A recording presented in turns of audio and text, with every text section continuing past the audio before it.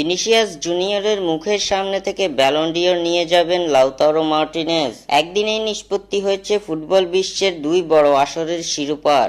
Euro পেয়েছে তাদের 2024-এর বিজয়ী এবং কোপা আমেরিকা পেয়েছে 2024-এর শিরোপা নিশ্চিতকারী। দীর্ঘ এক যুগ পর ইউরোর শিরোপা তুলেছে স্পেন। অন্যদিকে টানা দ্বিতীয়বারের মতো কোপা আমেরিকার রেকর্ড শিরোপা জিতেছে আর্জেন্টিনা। ফুটবলের দুই মহাযজ্ঞ শেষ হওয়ার পর শুরু হয়ে গেছে ব্যালন ডিওর নিয়ে আলোচনা। গেল মৌসুমটাতে 3টি শিরোপা নিজেদের নামে করে নিয়েছে রিয়াল মাদ্রিদ। জুড বেলিংহাম ও ভিনিসিয়াস জুনিয়ররা রিয়াল মাদ্রিদের জার্সিতে গোল করে গেছেন একের পর এক, যার ফলে ধারণা করা হচ্ছিল এই দুজন থেকে একজন জিতে নেবেন ফ্রান্স ফুটবলের সর্বোচ্চ মর্যাদাপূর্ণ পুরস্কার ব্যালন ডিওরটি। কিন্তু জাতীয় দলে আসতেই পাল্টে গেল দৃশ্যপট। ভিনিসিয়াস কিংবা বেলিংহাম দুজনের মধ্যে একজন মহাদেশীয় শিরোপা জিতলেই জিতবেন ব্যালন ডিওর, এমন হিসাব করতে শুরু করেছিল সকলে। কিন্তু কোয়ার্টার ফাইনাল থেকে বিদায় নেয় ব্রাজিল। অন্যদিকে ইংল্যান্ড ইউরোর ফাইনাল খেললেও পুরো আসরে ফ্লপ ছিলেন জুড বেলিংহাম ও ভিনিসিয়াস জুনিয়র ব্যর্থ হলেও ইউরোপ ও লাতিনের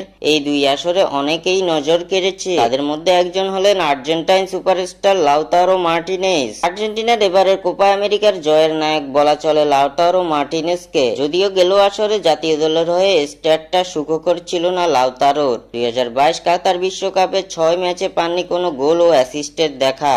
তবে সেই অতীত ভুলে এক বছর যেতে না যেতেই সেই লাউতারো এবার আলবিসেলেস তাদের এনে দিল 2024 কোপা আমেরিকার শিরোপা। 2023-24 মৌসুমে লাউতারো মার্টিনেজ ইন্টার মিলানের হয়ে 44 ম্যাচে 27 গোল ও 1 অ্যাসিস্ট করে সিরিয়ায় ও সুপার কাপ জয়ে রেখেছেন বড় ভূমিকা।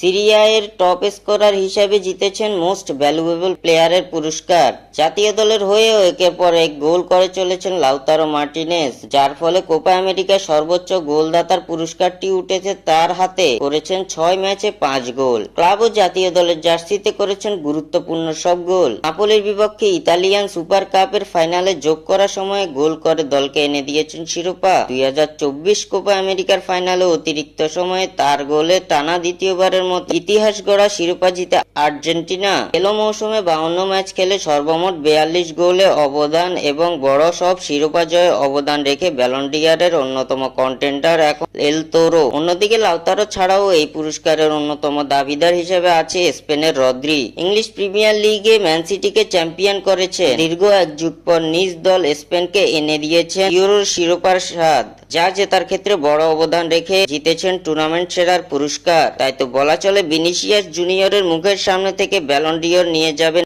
স্পেনের কিংবা আর্জেন্টিনার তারকা, যা চেয়ে চেয়ে দেখবেন ভিনিসিয়াস জুনিয়র।